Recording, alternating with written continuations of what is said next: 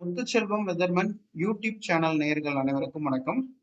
2026 தென்மேற்கு பருவமழை பகுதி 2வது அறிக்கை. இந்த அறிக்கையில் தமிழகம் மற்றும் புதுச்சேரியில் இந்த வருடம் தென்மேற்கு பருவமழையினால் அணைகளுக்கு நீர்வரத்து எந்த அளவில் இருக்கும், மேலும் தமிழகத்திற்கு பருவமழையினால ஏதாவது பாதிப்புகள் இருக்கிறதா, இந்திய அளவில் எத்தனை மாநிலங்களில் மழைப்பொழிவு கூடுதலாக பதிவாகும், எத்தனை மாநிலங்களில் மழைப்பொழிவு குறைவாக இருக்கும், தற்போதைய வானிலை அமைப்பு மற்றும் அடுத்தடுத்து வரக்கூடிய ஜூன், ஜூலை, ஆகஸ்ட், செப்டம்பர் மாதங்களில் வரக்கூடிய வானிலை அமைப்புகள் எப்படி இருக்க போகிறது என்பதை பற்றி நம்ம விரிவாக பேச இருக்கிறோம்.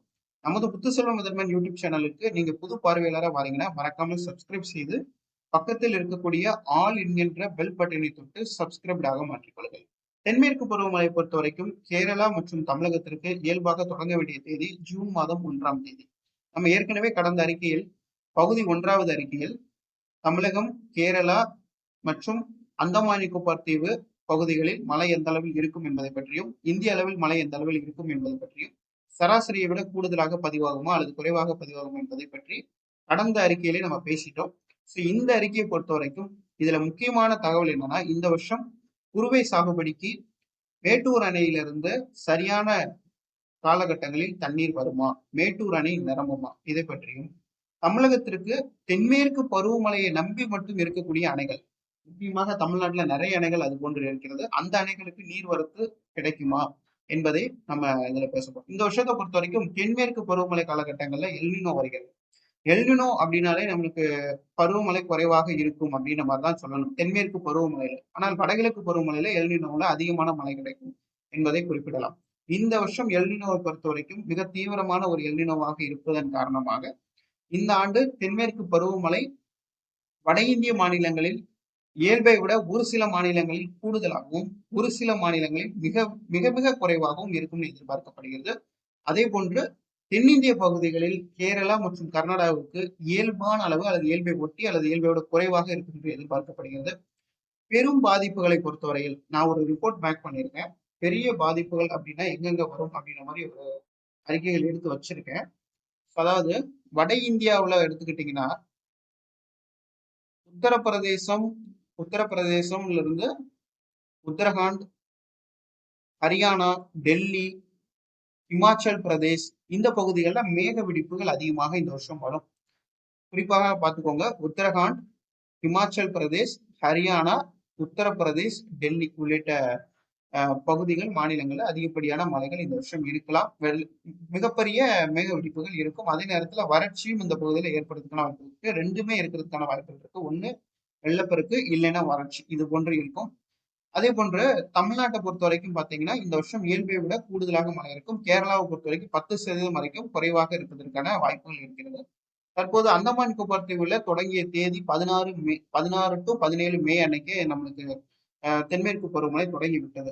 இந்த வருஷம் தமிழ்நாட்டில் தென்மேற்கு பருவமழை காலகட்டங்களில் மேட்டூர் அணை மிக குறைந்த அளவிலேயே தண்ணீர் என்பது கிடைக்கும். அதாவது என்னோட எக்ஸ்பெக்டேஷன் அதுதான். இந்த எக்ஸ்பெக்டேஷன் படி மேட்டூர் அணைக்கு ஒரு 70 to 65% வரைக்கும் தண்ணீர் கிடைக்கிறதுக்கு வாய்ப்பு இருக்கு. ஆனா அந்த மேட்டூர் அணையில இருந்து விவசாயிகளுக்கு தண்ணீர் திறந்து விடப்படுமா அப்படின்றது கேள்விக்குறியாக இருக்கு. திறந்து விடலாம் ஒரு முறை. ஜூன் மாதத்துல வரக்கூடிய 8ஆம் தேதிக்கு பிறகு மேட்டூர் அணை தமிழகத்திற்கு குறுவை சாகுபடிக்காக திறந்து விடுவதற்கான வாய்ப்புகள் இருக்கிறது. அதை நம்ம தமிழ்நாடு முதலமைச்சர் அவர்கள் நேரடியாக போய் அங்க திறப்பாங்க. ஜூன் மாதம் 8ஆம் தேதியிலிருந்து ஜூன் 12ஆம் தேதிக்குள்ள இந்த வருஷம் மேட்டூர் அணையிலிருந்து தண்ணீர் திறக்கலாம். ஆனால் அதன் பிறகு போதிய அளவில் தண்ணீர் என்பது மேட்டூர் அணைக்கு வருமா என்பதுதான் பெரிய அளவுக்கு சந்தேகமாக இருக்கிறது. குறிப்பாக சொல்லணும்னா மேட்டூர் அணை மட்டும்தான் தென்மேற்கு பருவமழையை நம்பி இருக்கா அப்படின்னு கேட்டீங்கன்னா, மேட்டூர் அணையை மட்டும் நம்பி விவசாயிகள், டெல்டா விவசாயிகள் இருக்கிறாங்க. ஆனா மத்த அணைகளை பார்த்தோம்னா தென்மேற்கு பருவமழையை மட்டும் நம்பி தமிழ்நாட்டுல வந்து தென் மாவட்டத்துல இருந்து பார்த்தோம்னா சேர்வலாறு, பேச்சிப்பாறை, மணிமுத்தாறு, அதே மாதிரி வந்து பெருஞ்சாணி, கன்னியாகுமரியில வந்து நிறைய அணைகள் இருக்கு. பேச்சிப்பாறையும், சேர்வலாறு, தாமிரபரணி, கோதையாறு 1 இந்த அணைகள்லாம் தென்மேற்கு பருவமழையை நம்பி பெரும்பாலும் இருக்கின்றன. அதே மாதிரி வந்து பாத்தீங்கன்னா தேனி மாவட்டத்துல வந்து முல்லை பெரியார் அணை வந்து கிட்டத்தட்ட தேனி, விருதுநகர், மதுரை, ராமநாதபுரம், சிவகங்கை மாவட்டங்களுக்கு பெரிய அளவிற்கு பங்களிப்பை கொடுக்கிறது இந்த முல்லை பெரியாறு, வைகை ஆறு. இந்த வைகை ஆறுக்கு மேக்சிமம் போதுமான அளவுக்கு நீரை கொடுப்பது என்பது இந்த தென்மேற்கு பருவமழை முல்லை பெரியார் தான். அதுக்கு அடுத்தபடியாக சொல்லணும்னா ஆஹ் இது வந்து பாத்தீங்கன்னா சோலையாறு, சோலையாறு, ஆழியாறு, திருமூர்த்தி, அப்புறம் வந்து பில்லூர், பில்லூர் அணை எல்லாருக்கும் தெரியும். அப்புறம் வந்து அப்பர் பவானி, அப்புறம் பயக்ரா, பவானி சாகர், மேட்டூர். மேட்டூர் தான் ரொம்ப பெரிய ஜோன்ல காட்டியிருக்கோம் பாருங்க, ரெட் ஜோன்ல இருக்கு பாருங்க மேட்டூர். நிறைய இருக்கு. நீலகிரி மாவட்டத்தில இருந்து திருநெல்வேலி, கன்னியாகுமரி வரைக்குமே மேக்சிமம் இந்த சவுத் வெஸ்ட் மான்சூனை நம்பிதான் நம்ம இருக்கோம். ஓகேங்களா. அதே மாதிரி வந்து கடலூர் பக்கத்துல வந்து வீராணம், வீராணம் ஏரி, வீராணம் ஏரி. அதே மாதிரி வந்து வீராணம், அதுக்கு அடுத்தபடியாக பூண்டி, பூண்டி அணை, செம்பரம்பாக்கம், பூண்டிக்கெல்லாம் வந்து கிருஷ்ணா நதி நீர் ஆந்திராவில இருந்து வருகிறது. அதே மாதிரி கிருஷ்ணகிரி மாவட்டத்துல ஒரு அணை இருக்கு, கேஆர்பின்னு நினைக்கிறேன். கேஆர்பியா கேஆர்எஸ், கேஆர்எஸ் வந்து கர்நாடகா நினைக்கிறேன். ஓகேங்களா. இதெல்லாம் வந்து தென்மேற்கு பருவமழையை மட்டுமே நம்பி இருக்கிறது. தமிழ்நாட்டிற்கு இந்த அணைகள்ல இருந்து மிக முக்கியமாக குடிநீருக்கும் விவசாயத்திற்கும் அதிக அளவில் இந்த அணைகளை நம்பிதான் இருக்கிறாங்க. குடிநீருக்கு முக்கியமா தாமிரபரணி, நம்ம வந்து சீவலப்பேரி தாமிரபரணி, மேற்கு தொடர்ச்சி தாமிரபரணி, இங்க இருந்து அதிகமாக தென் மாவட்ட மக்களுக்கு குடிநீர் செல்கிறது. மேட்டூர் அணையிலிருந்து குறிப்பாக கொங்கு மாவட்டங்கள், வட மாவட்டங்கள், உள் மாவட்டங்கள், டெல்டா மாவட்டங்கள், இப்படி சொல்லிக்கிட்டே போகலாம். மேட்டூர் அணையை நம்பி மிகப்பெரிய அளவுல மின்சார உற்பத்தி மற்றும் குடிநீர் தட்டுப்பாடு ஏற்படாத வகையில அணையிலிருந்து தண்ணீர் வந்து அதிகமாக எடுக்கப்படுகிறது குடிநீருக்காக. மேட்டூர் அணையில தண்ணீர் குறைந்தால் அது மிகப்பெரிய அளவுல கேள்விக்குறியாகும். தண்ணீர் தட்டுப்பாடு உருவாகும், கேள்விக்குறியாகும். அதே மாதிரி டெல்டா விவசாயிகள் மேட்டூர் அணையை நம்பிதான் இருக்காங்க. தமிழ்நாட்டுடைய மிகப்பெரிய அணை மேட்டூர் அணை. இந்த வருஷம் மேட்டூர் அணை ஒரு முறை மட்டுமே திறப்பதற்கான வாய்ப்புகள் இருக்கு. கடந்த ஆண்டுகள் போன்று பல லட்சம் கனஅடிகள் வரைக்கும் தண்ணீர் திறப்பதற்கான வாய்ப்புகள் இப்போதைக்கு இல்லை என்பதால் உண்மை. அதே போன்று வாய்ப்புகள் இருந்தால் அந்த கரண்ட் வெதர் ரிப்போர்ட் 7 டேஸ்க்கு முன்னாடி, 15 டேஸ்க்கு முன்னாடி ரிப்போர்ட்ஸ் எல்லாம் நம்ம கொடுத்துக்கிட்டே இருப்போம். ஜூன் ஜூலைல அந்த 15 டேஸ் அப்டேட், 7 டேஸ் அப்டேட்லாம் மறக்காம பாத்துக்கிட்டே இருங்க. அதுல வந்து ஏதாவது சேஞ்சஸ் நடக்குது, சிஸ்டம்ஸ் வந்து உதாரணமாக வங்கக்கடலை ஆந்திரா அருகே நீடிக்குது, இதனால வந்து ஒரே நல்ல குடக பகுதியில் அதிகமான மழை பெய்யுது, கர்நாடகாவில் அதிகமான மழை பெய்யுது, இதனால காவேரி ஆறுகள் அதிகமான தண்ணீர் வருது என்பதை நம்ம அப்ப சொல்லலாம். இப்போதைக்கு என்னுடைய ப்ரெடிஷன் என்னன்னா, தமிழ்நாட்டில் இருக்கக்கூடிய அணைகள்ல எந்த அணைகள் நிரம்புவதற்கான வாய்ப்புகள் இந்த ஆண்டு இருக்கு அப்படின்னு கேட்டீங்கன்னா, சிறுவாணி அணை நிரம்புவதற்கான வாய்ப்புகள் இருக்கிறது, சோலையாறு அணை நிரம்புவதற்கான வாய்ப்பு இருக்கு, தென்காசி குண்டாறு அணை நிரம்புவதற்கான வாய்ப்புகள் இருக்கிறது. இதெல்லாம் முக்கியமாக நிரம்புவதற்கான வாய்ப்புகள் இருக்கு. சுமார் ஒரு 4 - 5 அணைகள் இந்த வருஷம் தென்மேற்கு பருவமழையில நிரம்புவதற்கான வாய்ப்புகள் இருக்கு. அதே மாதிரி வறட்சியை சந்திக்கக்கூடிய அணைகள் அப்படின்னா ஆழியாறு, ஆழியாறு அணை, பரம்பிக்குளம், திருமூர்த்தி, மஞ்சளாறு, நம்பியாறு, இந்த அணைகள் நெல்லை மாவட்டத்துல நம்பியாறு இந்த வருஷம் நிரம்புவதற்கான வாய்ப்புகள் இல்லை. மஞ்சளாறு அணை நிரம்புவதற்கான வாய்ப்புகள் இல்லை. திருமூர்த்தி அணை கொஞ்சம் நிரம்புவதற்கான வாய்ப்பு இல்லை. ஆழியாறு அணை நிரம்புவதற்கான வாய்ப்பு இல்லை. பரம்பிக்குளம் அணை நிரம்புவதற்கான வாய்ப்பு இல்லை. ஸோ இது மாதிரி ஒரு 12 - 15 அணைகள் நிரம்புவதற்கு வாய்ப்புகள் இந்த வருஷம் குறைவு. ஓகேங்களா. தென்மேற்கு பருவமழை காலங்களில் ஒரு 12 - 15 அணைகள் வரைக்கும் நிரம்புவதற்கு வாய்ப்புகள் குறைவு. நிரம்பக்கூடிய அணைகளாக ஒரு 5 அணைகள் தான் இந்த வருஷம் எதிர்பார்க்கிறது. தென்மேற்கு பருவமழைகள்ல நிரம்பும் எதிர்பார்க்கப்படுவது ஒரு 5, ஆனால் நிரம்பாது என்று எதிர்பார்க்கப்படுவது 12 - 15. ஆக மெஜாரிட்டி வந்து 12 - 15 தான். இது ஒரு 5 ஆகும். அப்படி இருக்கிறதுனால தென்மேற்கு பருவமழையை நம்பி இந்த வருஷம் அணைகள் சற்று பின்னடைவு தான் சந்திக்கும். நீர்வரத்துல பெரிய அளவுக்கு விவசாயிகளுக்கு தண்ணீர் தட்டுப்பாடு ஏற்படும் தென்மேற்கு பருவமழை காலங்கள். ஓகேங்களா. ஸோ இதுதான் என்னோட எக்ஸ்பெக்டேஷன். அதே மாதிரி வந்து ஓவரால் வட இந்தியாவிலையும் தென்னிந்தியாவிலையும் மழைப்பொழிவை பொறுத்த வரைக்கும் இயல்பான அளவு அல்லது இயல்பை ஒட்டி அல்லது இயல்பை விட கூடுதல் இந்த அளவுல இருக்கிறதுக்கான வாய்ப்பு இருக்கு. 2023 எல்னினோ வரும்போது கிட்டத்தட்ட வந்து பீகார், ஜார்க்கண்ட், அதே மாதிரி அஸ்ஸாம், மணிப்பூர், மிசோராம், இந்த மிசோராம் பகுதிகள் தான் வறட்சியை சந்தித்தது. அதாவது மழை பற்றாக்குறை.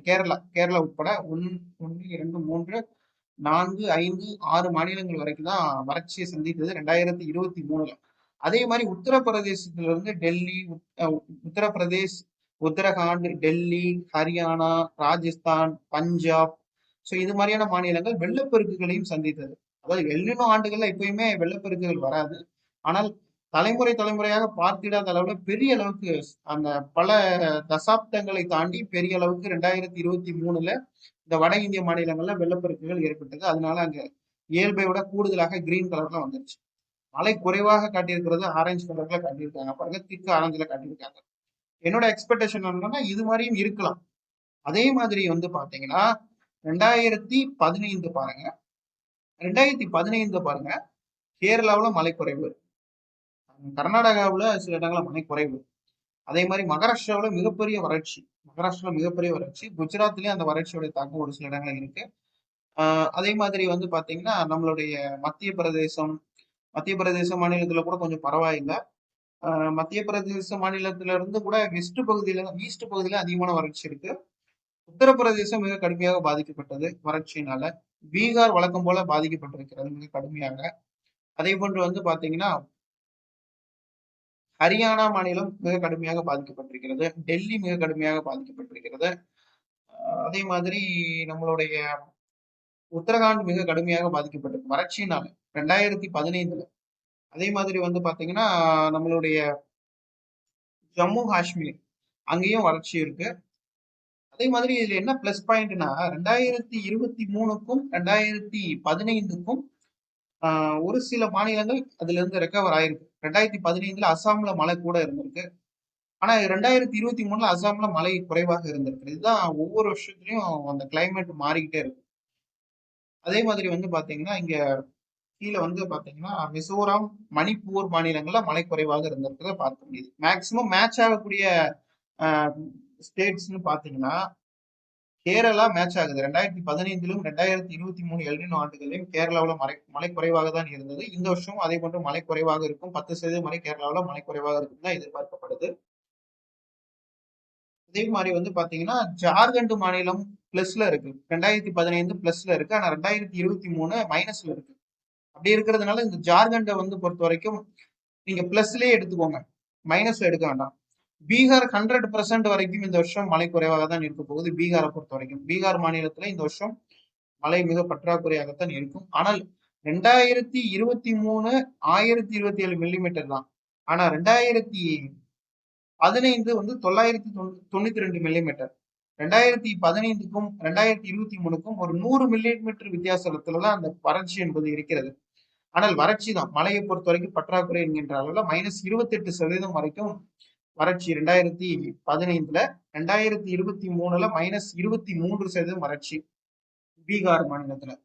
என்னை பொறுத்த வரைக்கும் பீகார்ல இந்த வருஷம் தென்மேற்கு பருவமழை பொய்த்து போகிறதுக்கான வாய்ப்புகள் தான் காணப்படுகிறது. அதே போன்று வந்து அடுத்தபடியாக 100% மேட்ச் ஆகக்கூடிய மிசோராம், மணிப்பூர். அது மணிப்பூர்ல வந்து 2015ல வந்து 2023ல வந்து பாத்தீங்கன்னா -45%, -46% பற்றாக்குறை. ஆனால் 2015ல வந்து -30% பற்றாக்குறை. 2015க்கும் 2023க்கும் கிட்டத்தட்ட ஒரு பெரிய அளவுக்கு வித்தியாசத்தை பார்க்கிறோம். 16% 2015ல கூடுதலாக குறைவாக இருந்திருக்கிறது. ஆனால் 2023ல கிட்டத்தட்ட வந்து 2015 விட 2023 தான் நல்ல பிரசன்ட்ல பதிவாயிருக்கு. ஆனா 2015 தான் ரொம்ப குறைவுன்னு நினைக்கிறேன் என்னை பொறுத்த வரைக்கும். ஒரு சில இடங்கள்ல பார்க்கும்போது வித்தியாசங்கள் நிறைய வருது. இப்போ உதாரணத்துக்கு மணிப்பூரும் மிசோராமும் ஒரே மேப்ல காட்டியிருக்காங்க. மிசோராம் வந்து பாத்தீங்கன்னா எப்பயுமே மழை குறைவா இருந்திருக்கு. எல்னினோ ஆண்டுகள் எக்ஸஸ்ல போகவே இல்லை. 2023 தான் மணிப்பூருக்கு ஃபெயிலியர் அதிகம். மணிப்பூர் மாநிலத்திற்கு ரொம்ப மழை குறைவாக இருந்தது வந்து 2023 தான், -46. -30 என்பது 2015. அப்போ பாத்தீங்கன்னா பிளஸ் பாயிண்ட் வந்து இருக்கு, ஓரளவுக்கு பிளஸ் இருக்கு. ஆனாலும் இதை வந்து பொய்த்து போகக்கூடிய ஒரு ஸ்டேட்டா தான் பார்க்கணும். மணிப்பூரை பொறுத்த வரைக்கும் மணிப்பூர் அண்ட் மிசோராம் இந்த வருஷம் மழை குறைவாக இருக்கும். உறுதியாக 3 ஸ்டேட்டுகள்ல இந்த வருஷம் 4 ஸ்டேட்டுகள் கேரளா அண்ட் பீகார், மிசோராம், மணிப்பூர் இந்த மாநிலங்கள்லாம் இந்த வருஷம் தென்மேற்கு பருவமழையில மிகவும் குறைவாக இருக்கும்னு எதிர்பார்க்கலாம். இது வந்து ஒட்டுமொத்தமாக வட இந்தியா மற்றும் கிழக்கு இந்தியாவுடைய ப்ரெடிஷன். ஸோ இப்போ வந்து வெஸ்ட் இந்தியாவை பார்க்கலாம். வெஸ்ட் இந்தியாவில் வந்து மகாராஷ்டிரா மிகப்பெரிய இண்டஸ்ட்ரி இந்த மகாராஷ்டிராவை பொறுத்த வரைக்கும் 2015 மிகப்பெரிய அளவுல மழை குறைவாக பதிவாகியிருக்கிறது. கிட்டத்தட்ட வந்து பாத்தீங்கன்னா -33%. அதே போன்று வந்து பாத்தீங்கன்னா சில இடங்கள்ல -40, இன்னொரு ஜோன்ல -40, ஈஸ்ட் ஜோன்ல -20%. அதே மாதிரி சவுத் வெஸ்ட் ஜோன்ல வந்து -29 அண்ட் ஈஸ்ட் வெஸ்ட் ஜோன்ல வந்து -33%. அதாவது இதுல என்னன்னா ஈஸ்ட் ஜோனும் அண்ட் நார்த் ஜோனும் ரொம்ப குறைவாக இருக்கிறத பார்க்க முடியுது. சவுத் ஜோனை விட ஈஸ்ட் அண்ட் நார்த் ஜோனும் ஈஸ்ட் இல்ல வெஸ்ட் அண்ட் நார்த் ஜோனும் ரொம்ப மழை குறைவா இருக்கிறத பார்க்க முடியுது மகாராஷ்டிரா மாநிலத்துல. அதே இதை நீங்க வந்து பாத்தீங்கன்னா நம்மளுக்கு 2023 பாருங்க. மகாராஷ்டிராவுடைய நார்த் அண்ட் வெஸ்ட் பகுதிகளில் மழை கூட வந்திருக்கு. 994 மில்லிமீட்டர் பதிவாயிருக்கிறது. ஆனால் 2015 பதிவானது 682 மில்லிமீட்டர் தான். அப்படி பார்க்கும்போது இந்த மாநிலத்திற்கு என்ன ப்ரெடிக்ஷன் கொடுக்கலாம்னா கர்நாடகா மற்றும் மகாராஷ்டிரா மாநிலங்களை பொறுத்த வரைக்கும் இந்த வருஷம் மான்சூன் ஃபெயிலியர் ஆகிறதுக்கான வாய்ப்புகள் தான் இருக்கு. மேக்சிமம் ஃபெயிலியர் ஆகலாம் அல்லது இயல்பை ஒட்டி வரலாம். -4% அல்லது -5% இயல்பை ஒட்டி பற்றாக்குறையாக வருவதற்கான வாய்ப்புகள் தான் காணப்படுகிறது. அதே மாதிரி குஜராத் மாநிலம் தொடர்ந்து 2015 கூடுதல், 2023 குஜராத் கூடுதல். ஸோ அப்படி இருக்கிறதுனால இந்த வருஷமும் குஜராத் பிளஸ் தான், அதுல எந்த மாற்றமும் இல்லை. 2015 பிளஸ் தான், 2023 குஜராத் பிளஸ் தான். 2015 பொறுத்த வரைக்கும் குஜராத் வந்து இயல்பை விட 6% கூடுதல், 2023 பொறுத்த வரைக்கும் இயல்பை விட 18% கூடுதல். அப்படி இருக்கனால குஜராத் வந்து இந்த வருஷம் பிளஸ்ல தான் வருது. அதே மாதிரி வந்து ராஜஸ்தானை பொறுத்த வரைக்கும் எக்ஸஸ் 2015 ஒரு மிகப்பெரிய அளவுக்கு ஒரு வறட்சியான ஆண்டாலும் இருந்தாலும் வட இந்தியாவுக்கு எக்ஸஸ்ல வந்திருக்கு பாருங்க, கிட்டத்தட்ட 46% கூடுதல். அதே மாதிரி 2023 ராஜஸ்தான் வந்து +15%. ஓகே, இப்போ வந்து ராஜஸ்தான் வந்து கிரீன் சோன்ல வந்துடும் இந்த வருஷம். ராஜஸ்தான் அண்ட் குஜராத் வந்து கிரீன் சோன்ல வந்துடும். அதே மாதிரி வந்து லடாக்னு சொல்லிடலாமா, லடாக் பகுதியை பொறுத்த வரைக்கும் 45% வரைக்கும் 2023 கூடுதலாகவும் 2015 லடாக்கை பொறுத்த வரைக்கும் 15% கூடுதலாகவும் வந்திருக்கிறது. ஆக இந்த வருஷம் லடாக் 100% கிரீன் சோன்ல போயிடும் எதிர்பார்க்கலாம். பிரச்சனைக்குரிய மாநிலங்கள்னு எடுத்துக்கிட்டா இந்த வருஷம் மழை குறைவாகவோ அல்லது கூடுதலாகவோ இருக்கக்கூடிய மாநிலங்கள் மத்திய பிரதேசம், உத்தரப்பிரதேசம், டெல்லி, ஹரியானா, பஞ்சாப், உத்தரகாண்ட், ஹிமாச்சல் பிரதேஷ், இந்த மாநிலங்கள்லாம் கொஞ்சம் சவாலாக இருக்கும். இந்த வருஷம் பருவமழை பெய்யுமா பெய்யாதா, மழை பெய்யுமா, ஒருவேளை பெஞ்சா ஒரேடியா கொட்டிட்டு இருக்கும், இல்ல பெய்யலைன்னா ஒரேடியா பெய்யாது. இந்த மாநிலங்கள் குறிப்பா மீண்டும் சொல்றேன், உத்தரப்பிரதேசம் அண்ட் வந்து பீகார் தான் 100% இந்த வருஷம் மழை பெய்து போக போகுது பீகார்ல. உத்தரப்பிரதேசத்திற்கு அடுத்து பீகார், மத்திய பிரதேசம் அண்ட் டெல்லி, உத்தரகாண்ட், ஹிமாச்சல் பிரதேஷ், ஹரியானா, பஞ்சாப் மாநிலங்களை இந்த வருஷம் மழை பற்றாக்குறையாவோ அல்லது மிக குறைவாகவோ அல்லது ஒருவேளை கூடுதலாக வந்தால் கூட ஒரு +10%, 15% அதுக்கான வாய்ப்பு இருக்கு. அது இந்தியாவுடைய ஜூலை மந்த் ப்ரெடிஷன்ல தான் குறிப்பிட முடியும். பகுதி 3வது அறிக்கை ஜூலை மந்த்ல வெளியிடப்படும். அந்த அறிக்கையை வந்து எதுக்காகனா பருவமழை தொடங்கிய பிறகு ஒரு அறிக்கை வேண்டுமான்னு என்று கேட்டீங்கன்னா கண்டிப்பா வேணும். இந்த வருஷம் எல்னினோ ஆண்டு அப்படின்றதுனால அந்த கண்டிஷன்ஸ், இந்த சிஸ்டமுடைய ட்ராக்ஸ் அண்ட் சிஸ்டமுடைய நகர்வுகள், எஸ்எஸ்டி லெவல்ஸ், இதை பொறுத்து கிளைமேட் சேஞ்ச் ஆகும். ஜூலைல வடக்கே போன சூரியனுடைய அந்த குத்துக்கதிர் ஐடிசி செட் வந்து தெற்கு நோக்கி நகரக்கூடிய காலகட்டம் ஜூலைல இருந்து அக்டோபர் வரைக்கும் தெற்கே தான் வந்து கொண்டு, டிசம்பர் வரைக்கும் தெற்கு தான் போயிட்டு இருப்பாரு.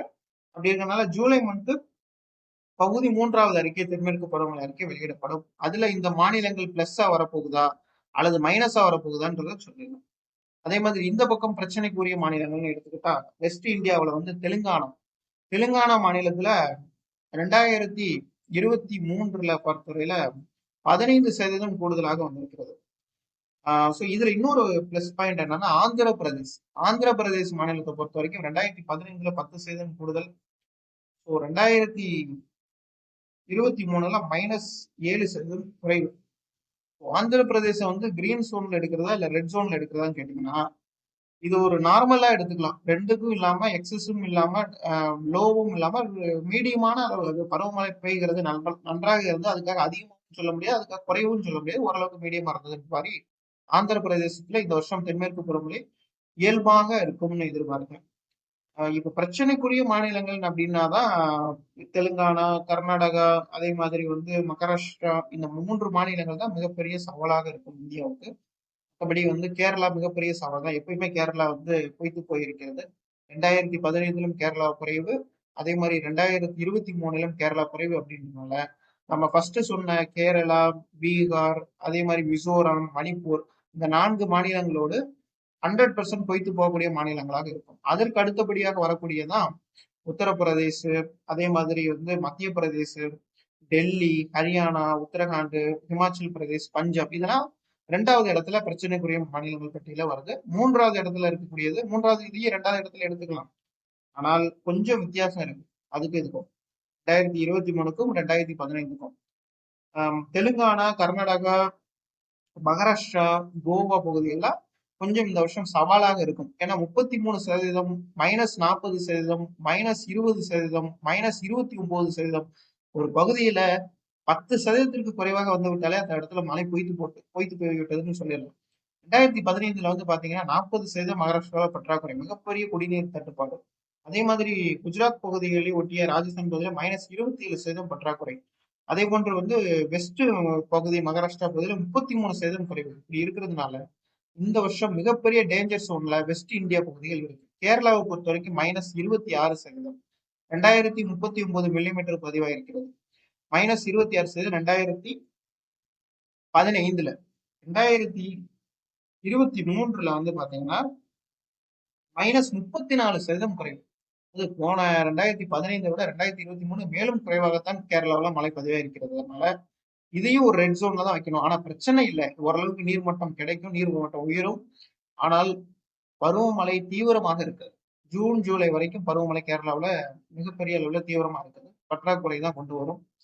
ஜூலைக்கு பிறகு வேணா ஓரளவுக்கு ஆக்டிவா இருக்கான வாய்ப்பு இருக்கு. அடுத்தபடியாக கடைசியாக நம்ம தமிழ்நாடு வந்துடும். ஃபர்ஸ்ட் பேசுனது தமிழ்நாடு தான், இப்போ லாஸ்ட் பேச போறதும் தமிழ்நாடு தான். தமிழ்நாட்டை பொறுத்த வரைக்கும் பிரச்சனையே கிடையாது. ஏன்னா எப்போதெல்லாம் எல்னினோ வருகிறதோ அப்போதெல்லாம் தென்மேற்கு பருவமழை சிறப்பாக பதிவாகும், இடிமலையாக. இந்த வருஷம் பொறுத்த வரைக்கும் தமிழ்நாடு என்னை பொறுத்த வரைக்கும் +30% மேல கூட வரும்னு சொல்லியிருக்கேன். ஆனா 2015ல என்னன்னா -10% வந்திருக்கிறது. ஆனாலும் நார்மல், கிடைக்க வேண்டியது 317, ஆனால் வந்தது 285.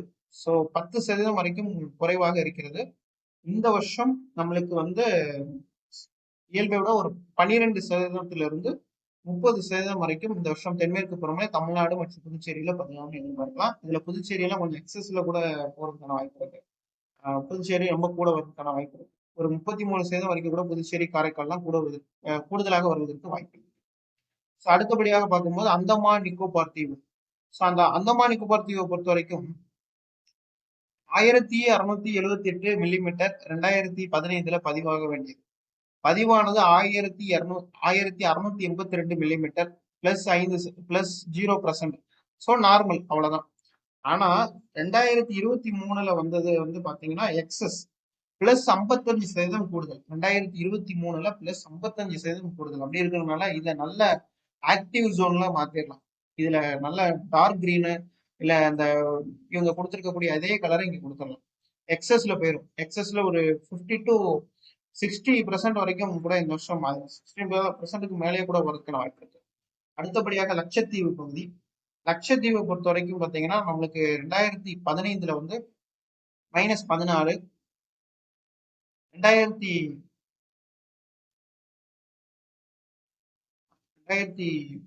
2013ல -15, 2015ல 14% கம்மி, 2023ல -15. அப்போ இதை ரெட் ஜோன்லயே வச்சுக்கலாம். ஏன்னா லட்சத்தீவை பொறுத்த வரைக்கும் 2015ல 14% குறைவு, 2023ல -15% குறைவு, 1% கூடுதலாகத்தான் குறைவாக வந்திருக்கிறது. அப்படி இருக்கிறதுனால இதையும் நம்ம ரெட் ஜோன்ல வச்சிடலாம். ஸோ ஏன்னா லட்சத்தீவை பொறுத்த வரைக்கும் கிரீன்ல இருந்தாலும் கூட அதுவும் மலை குறைவாகத்தான் வந்துட்டு அது பெரிய வித்தியாசம் எதுவும் இருக்காது. அங்க கடலோர நகரம், கடல் நகரம் அப்படின்றதுனால ஒன்றும் பிரச்சனை இல்லை. ஸோ இன்னும் பார்க்காத மாநிலங்கள் ஏதாவது இருந்ததுன்னா சொல்லுங்க. வேற மற்றபடி இதுல தெலுங்கானா, ஒடிஷா, இந்த ஒடிசா மாநிலத்தை மட்டும் லாஸ்டா பார்த்துடலாம். ஸோ தெலுங்கானா, ஒடிஷா. ஒடிசாவை பொறுத்த வரைக்கும் 2023ல -3%, 2015ல -10%. இந்த வருஷம் இங்க ஒடிசாவை பொறுத்த வரைக்கும் -7ல இருந்து -15% வரைக்கும் இந்த ஒடிசா பகுதியில மழை குறைவா இருக்கும். இதோட இந்த தென்மேற்கு பருவமழை அறிக்கை நிறைவு பெறுகிறது. இந்த ஆண்டு மேட்டூர் அணை தமிழ்நாட்டிற்கு பற்றாக்குறை என்கின்ற அளவுல தண்ணீர் வரும். ஒரு முறை மட்டும் மேட்டூர் அணை நம்மளுடைய தமிழக விவசாயிகளுக்காக திறக்கப்படும். அது அது உங்களுக்கு போதுமான அளவுக்கு இருக்காது. இருந்தாலும் முன்கூட்டி தயாராகிக்கோங்க. ஓகேங்களா? மீண்டும் ஒரு வானிலை அறிக்கை சந்திக்கலாம். நன்றி, வணக்கம்.